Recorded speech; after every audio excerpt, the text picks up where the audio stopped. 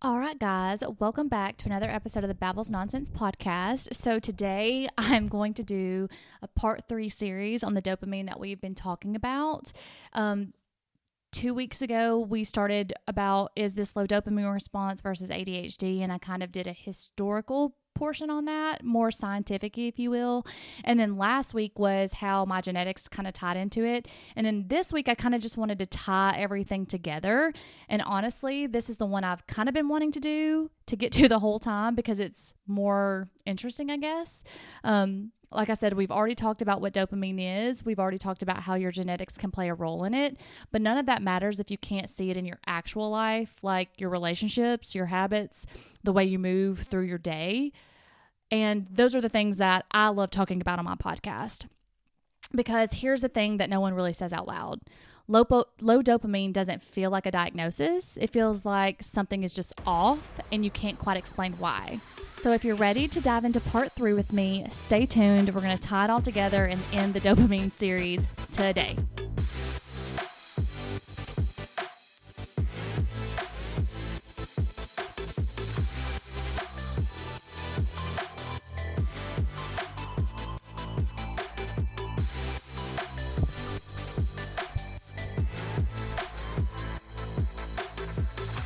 All right, guys. Thanks for hanging in there with me for a 3-part series. I don't know if I've ever done that on the podcast before, but I just kind of, the more I thought about it, I was like, am I explaining myself well enough? Like, I kind of love having conversations. In the last 2 episodes, I don't feel like were as conversational as I like to have them. So kind of just tying all together, like having low dopamine or a dopamine response. So if you haven't listened to the last 2 weeks episodes, then definitely want to listen to those. So this makes a little bit of sense. But we're going to start with dating. You all know I love to talk about dating and relationships. So kind of wanted to start there because I think this is where people confuse themselves the most when it comes to how their brain's acting, especially me. I know I do. So like, let's pretend you meet someone and at first it's really good, right? Like you're interested, you're engaged, you're texting back and forth a lot. Maybe you're even curious, which hopefully you're curious. I tend to be curious about people when I first meet them. I think that's just a normal human response. But then at some point, and it's different for everybody, whether it be weeks or months or whatever, it feels like something shifts. And if you're in the dating realm, or maybe you can think back to prior to being in a long-term relationship, marriage, wherever you're at in your life, you just feel like something shifts, right? Like it's maybe subtle and it goes back to maybe not feeling as excited as you once did when you first got into that relationship. You're not as drawn in. Either you start to pull back a little, they start to pull back a little, and maybe your immediate response or thought is, well, maybe I'm just not into them anymore. Maybe the flame just fizzled out, But what if that's not actually the full truth? What if what we are feeling isn't a lack of connection, but it's just a drop in stimulation? Because when our dopamine runs low, our brains start craving the contrast of it. It wants something that feels different, maybe intense, maybe something slightly uncertain. And of course, it's not just all about dopamine here. We've talked on the podcast before, like pending your childhood traumas and things like that. Like if you sought chaos your entire life, that could also be what's going on here. But regardless, that calm, consistent, maybe emotionally available person may start to feel a little boring to you. I know I've experienced this, and it's not because that person is actually boring. It's because our brain is no longer lighting up in the way it did when it was unpredictable at the beginning. Like, when are they going to text me back? When am I going to see this person again? Because maybe you're on a more consistent schedule now, right? And we all remember from the first 2 episodes that dopamine is that pleasure and reward system. So you seek something out to have a reward response, whether the reward be good or bad. And I think this is how sometimes people end up stuck in patterns with the same type of person. So let's say you end things with that person because you think you're just not interested anymore and you move on to the next and the same thing keeps happening. This is where we as adults have to recognize our own patterns in the dating realm. Maybe you're attracted to the hot and cold person, or like me, the emotionally unavailable one, which keeps us on our toes, right? It keeps us guessing because every time those people pull away and then come back our brain truly gets a hit of dopamine. And it confuses that hit of dopamine with connection or chemistry. So a lot of us think, oh my gosh, this is so much passion. This is chemistry. This is, oh, I'm just so in love. When really it's just your brain is like, oh, I hit the lottery. Oh, here's something new. Oh, those are some brief examples. I can't think of any more. My brain went blank, but you get the drift. And I'm going to say something that may make someone listening feel a little uncomfortable, because it made me feel uncomfortable a little bit when I was going to talk about it. But then the more I thought about it, was like, oh, this kind of makes sense. And it's about cheating in a relationship. So when I was reading all this, I was just like deep diving into like, well, this kind of sounds a lot like cheating, like how someone has to go seek quote unquote newness, because, that's what our brain is searching for with the dopamine. So it seems like cheating can possibly come from people having low dopamine. Now, I'm not excusing cheating. I'm a type of person like, why? Like, I want to understand something, because I don't truly believe that all cheating comes from someone not loving that other person. And I know some people are going to disagree with that, because if you love somebody, why would you hurt them? But you can hurt people all the time without like cheating, right? There's other things, which this is not a dating episode. This is about dopamine and how it kind of plays into our real life. But maybe sometimes cheating comes from a lack of that internal stimulation. Like we talked about, that newness with a new relationship. So people then have to go look for that new feeling again in somebody else. But let's say they're really in love with their partner and they're like, I don't want to leave them, but I'm like, my brain and my body is telling me that I need something different, because we live in this world, this economy, that we constantly get newness all the time. So we're kind of training our brains in a way to seek newness all the time. Again, not condoning cheating, but I'm just trying to maybe understand it a little bit, because if you're constantly seeking the newness, maybe some people within themselves can't figure out how to create that newness in that relationship that they're in. So that's why they seek it elsewhere and get themselves in a whole heap of trouble, right? Like, possible. I'm not a therapist. I'm not a psychologist. But when I was reading this, I was like, this makes sense in my brain. Again, third time, not condoning it, not saying it's right, but I was just trying to understand it from a different perspective. Obviously there's a lot underlying there too that would have to go through a therapist or figure that out from the background of why you need to do that. Is it an ADHD thing? Is it a low dopamine thing? Is it you're a shitty person thing? I don't know. Go speak to a therapist about it. But it made sense to me when I read it. So we're going to kind of transition into how dopamine or low dopamine or whatever you want to call it kind of plays or intertwines into friendships, because this one can sometimes come across a little bit quieter, since romantic involvement, you are, like you're more in depth with them. Not saying that you're not with your friendships, but like when you're having a partner, like that's supposed to be, your partner in crime, the one you go to. And then sometimes your friendships, like not saying that we don't have best friends and things like that, but sometimes this one can sneak in a little bit quieter. But for me, it's just as important, because I really do value friendships. And low dopamine in friendships doesn't always look like conflict like it can in a romantic relationship. Sometimes it can come across as like maybe disconnection. You stop reaching out as much to your friend, or you might take longer to respond, or plans start to feel like effort instead of something you look forward to, even with people that you genuinely care about. And maybe it's because you got a lot going on in your life, or, you're dealing with something with your parents or your children or your romantic partner. But then we start to tell ourselves like, oh, I'm just tired. I've been busy. I just need space. And sometimes that is all true. Like we all have a lot going on, but sometimes our brain just isn't rewarding the connection the way it should. So everything feels like it takes more energy than it used to. And slowly over time, I think that's how some friendships can drift apart. And I really genuinely don't believe it's because we don't love our people in our lives, but it could just be because we don't feel as engaged with them as we once did. Again, because we're seeking that newness out everywhere. And sometimes things that are not quote unquote new or not giving your brain that reward response fast enough can feel like it's boring or disconnecting or just not what you want it to be, when really it's just because we've created this environment of a reward system, and we have to do things like social media breaks and all the things that can kind of get our dopamine back to a baseline of not having it spiked every 7 to 10 seconds with TikTok, Instagram, Reels, algorithms, news flashes, all those things. But moving on into how we can talk about it where it kind of shows up in our jobs, our careers, work life, because this is where people get really hard on themselves.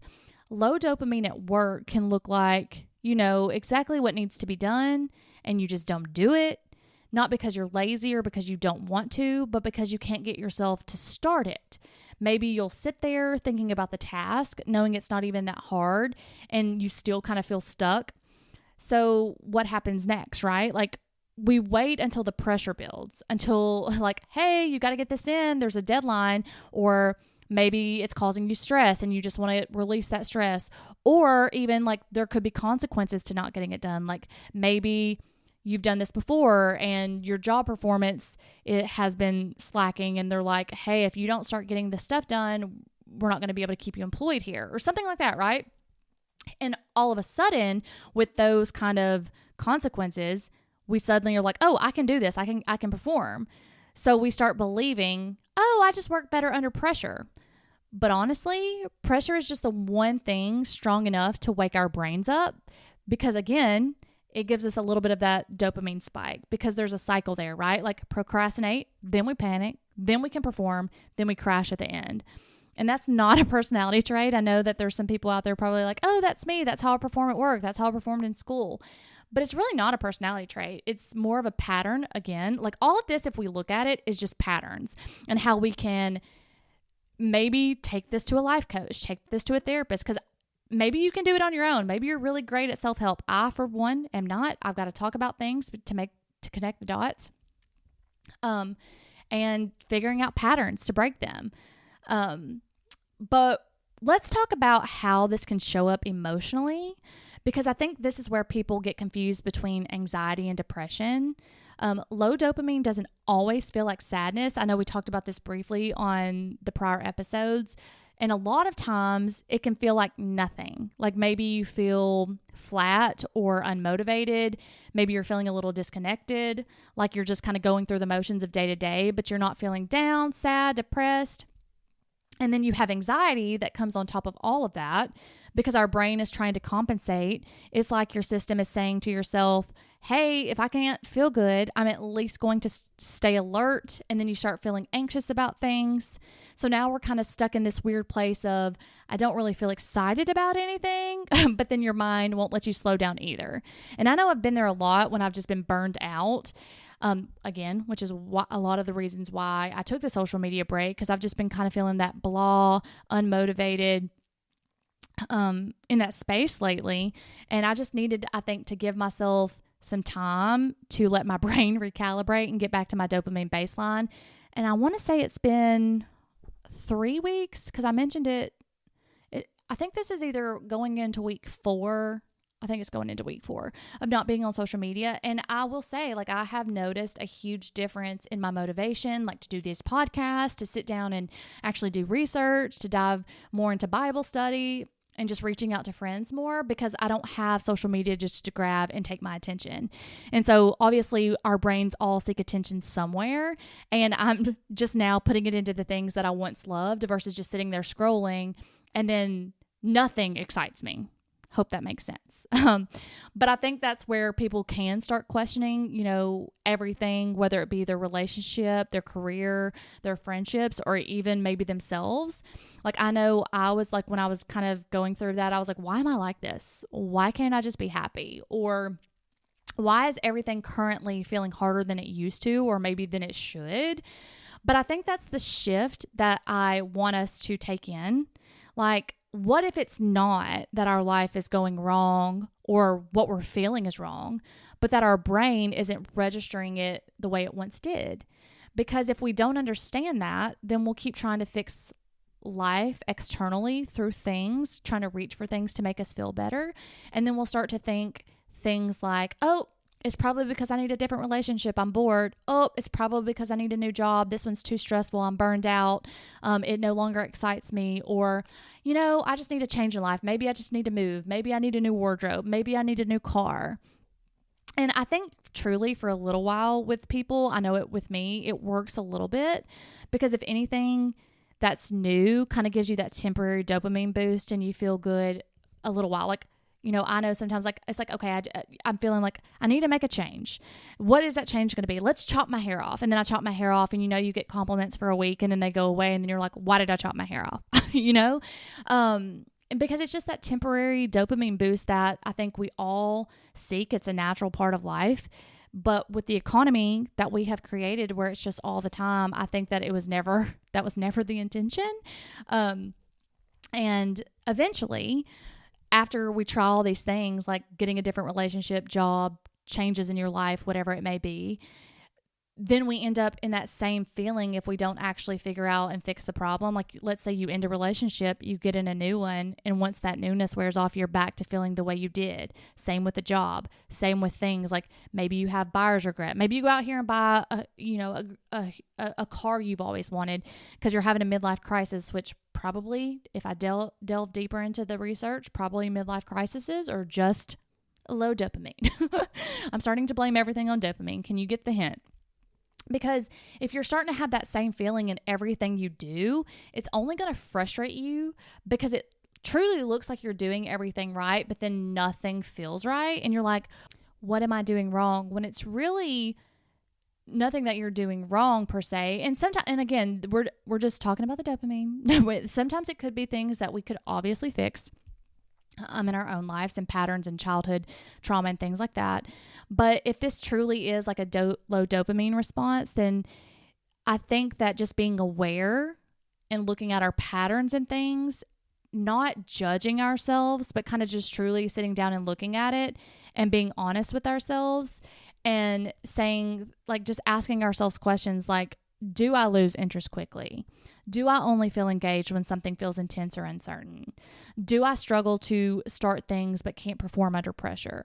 Do I pull away from people even when I care about them? Do I feel like something is missing but I can't explain it?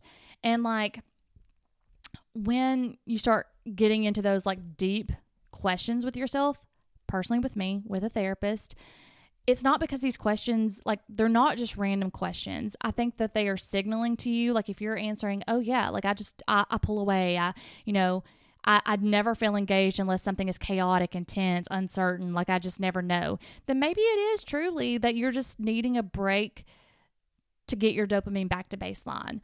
And when you can figure out your own patterns, I feel like we can stop making everything mean something about our worth. It's not things like, oh, I'm just in a bad relationship, which again, you could just be in a bad relationship, but again, kind of stay in the context of what we're talking about, because it may not be that you're just in a bad relationship, or let's not say bad, let's say a boring relationship. Maybe it's not that you're in a boring relationship. It might be that you're just needing to chase stimulation instead of stability. And whether that come from a low dopamine response, childhood trauma, or, just patterns that we got to work on, the first step is recognizing them, right? Because you can't fix a pattern that you don't recognize. And then we can also say, like, it's not that you're lazy. It could just be that your brain isn't giving the push to start. And it definitely is not that you don't care about people. It's probably more so that you feel disconnected, even when you don't want to feel disconnected. And that shift through it all, recognizing those patterns, to me, that's just everything, because now we're not constantly tearing our life apart trying to fix a feeling. We're trying to understand that feeling. And that's just something I thrive on, is just trying to understand, because when we understand something, we kind of can move differently or choose differently. We can also stop chasing things that were never the actual problem. And honestly, isn't that the whole point of this series that we're talking about? Not to label ourselves, not to overanalyze everything, but to realize that sometimes it's definitely not our fault that our life is falling apart. I mean, again, stay in the context. It could just be that our brain is just a little out of rhythm. And then once we see that, we can give ourselves a little bit more grace and a little bit more awareness and a lot less self-blame. And then talk to someone about it, figure out if it is truly a low dopamine response or, a childhood trauma trigger, chaotic lifestyle, all the things, right? And all this just kind of clicked with me when I was diving into my own health and things like that. And now that I've recognized the pattern and now that I have done the social media detox and feel like my dopamine is getting back to its baseline, I have truly started to feel better throughout the weeks that I've done this. I started Wellbutrin, which helps with dopamine. I know it's an antidepressant, so people are like, oh girl, that's it. But I'm not going to say fixes, but it also increases the dopamine in your brain. And I think just from all the symptoms that I have read about and like the high stressful jobs, like I worked in the ER for 11 years and just how my brain is always like chasing excitement and things like that, because I guess I wouldn't call myself an adrenaline junkie, but maybe, I don't like to do things like jump out of the sky and stuff like that, but like working in the ER, like I really enjoyed it. And I think it's just because it was a quick turnaround. You're not seeing the same thing all the time. And that's how my brain has always been. Like I like to okay, can we move on to the next subject? I got that one. Can we move on to the next subject? And just diving into this and talking about it out loud on the podcast, which, sometimes is very therapeutic just to talk about things out loud, has made me go, oh, I'm almost 40 years old. Like I wish I would have known this sooner. So hopefully, this can help somebody out there who may be feeling the same way that I have felt. But yeah, I'm just going to end it there. That's it. That's the full picture of what I wanted to say. Hopefully it made sense. Hopefully this made you look at your life maybe a little bit differently. And if you did, then I hopefully accomplished what I was trying to do and you actually understood what I was trying to say. Because sometimes I'm like, did I even make sense on this episode? Like sometimes I do that when I get done with the podcast. But anyways, I hope you all enjoyed it. And until next time, guys, bye.